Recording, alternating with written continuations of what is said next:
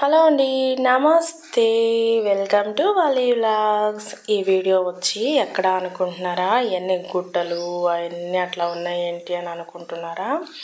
ఇది వచ్చి వేదాద్రి వెళ్ళే రూట్ అండి. ఇదంతా ఇట్లాగే ఉంటుంది, ఎందుకంటే అన్ని సిమెంట్ ఫ్యాక్టరీలు ఉంటాయండి, అందుకని ఇలా ఉంటుంది. వేదాద్రి చాలా బాగుంటుందండి. నరసింహస్వామి టెంపుల్ ఇది.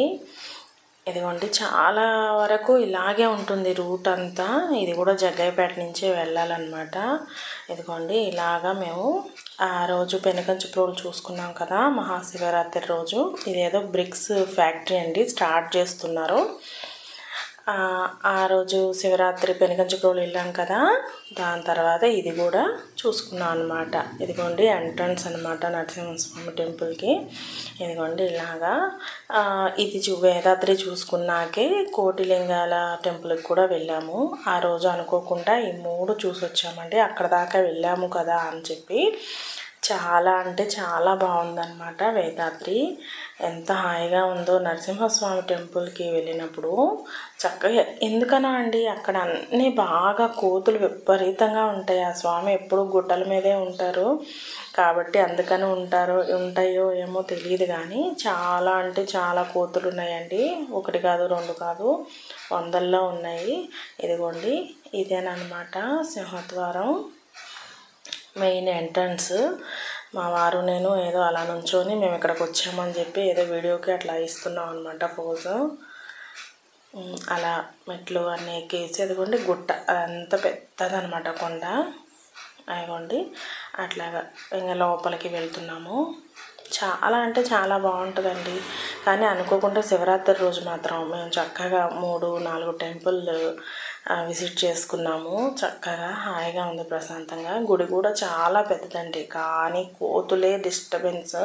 అస్సలు చేతిలో కవర్లో చూస్తుంటే మనుషుల మీదకి ఎగబడిపోతున్నాయి. అదొక్కటే భయం అనిపిస్తుందండి. యాజ్ డీజ్ ఇదిగోండి ఇలాగా ఒకళ్ళ దగ్గర పులిహోర పొట్లం లాగేసుకొని అలాగా. ఇది చూడండి గరుడ వాహనం స్వామివారిది. ఈ వెనకమాల గుడి ముందు మొత్తం ఏంటంటే కృష్ణానది అండి. ఇదంతా కృష్ణానది ఉంటుంది. ఇవ్వండి ఇట్లా మెట్లు దిగి వెళ్ళి స్నానాలు చేసేవాళ్ళు చేస్తున్నారు. చాలామంది వెళ్ళి స్నానాలు చేస్తున్నారు చక్కగా. ఇగోండి ఎవరో పులిహోర పొట్లం తీసుకొని వెళ్తుంటే వాళ్ళ దగ్గర లాగేసుకుందండి కోతి. కానీ ఒక రకంగా మూగజీవులు అని అంటాం, కానీ అలా చేసినప్పుడు చిన్నపిల్లలు ఉంటే భయం వేస్తుంది కదండి ఎవరికైనా.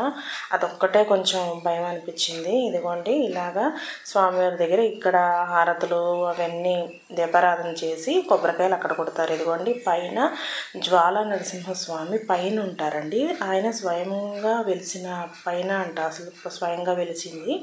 ఇదిగోండి ఇది మేడిపండు చెట్టు, అసలు ఎంత విపరీతంగా కాయలు ఉన్నాయో కదండి. అందుకని అలా వీడియో చేసామన్నమాట. అస్సలు ఆ కొమ్మ కనబడకుండా కాయలు ఉన్నాయన్నమాట. ఇదిగోండి ఇక్కడేమో ధ్వజస్తంభము. ఇది వచ్చి శివాలయం అనమాట అక్కడ. ఇదిగోండి పైకి కొండ మీదకి వెళ్ళడానికి మొత్తం 280 మెట్లు ఉన్నాయండి. ఎక్కేవాళ్ళు ఓపికన్న వాళ్ళు ఎక్కొచ్చు, కానీ ఇట్లా ఎక్కలేని వాళ్ళు ఆ స్వామిని దర్శించుకుంటాకి కుదరట్లేదు అని ఇప్పుడు కొత్తగా రూట్ వేస్తున్నారండి. డైరెక్ట్ పైకి కారు బైకులు కూడా వెళ్తాయంట. ఇప్పుడు కొత్తగా వేస్తున్నారు. మేబీ 1 మంత్ లోపు అది మొత్తం క్లియర్ అవ్వచ్చు. ఇదిగోండి ఇట్లాగా మందల కోతులు ఉన్నాయి. చాలా డేంజరు. అసలు పైకి వెళ్తున్నప్పుడు సింగిల్గా అసలు వెళ్ళలేరండి. ఒక 5-6 కలిసి వెళ్తున్నారు. కోతులు ఉంటాయి అని చెప్పి. అదొక్కటే కొంచెం బాధ అంటే భయం, అవి ఎలా చేస్తాయేమో అని. మెయిన్ ఏంటంటే క్యారీ బ్యాగులు కానీ సంచులు కానీ చేతిలో ఏమి కనపడినా సరే అవి మాత్రం ఎగబడిపోతున్నాయి.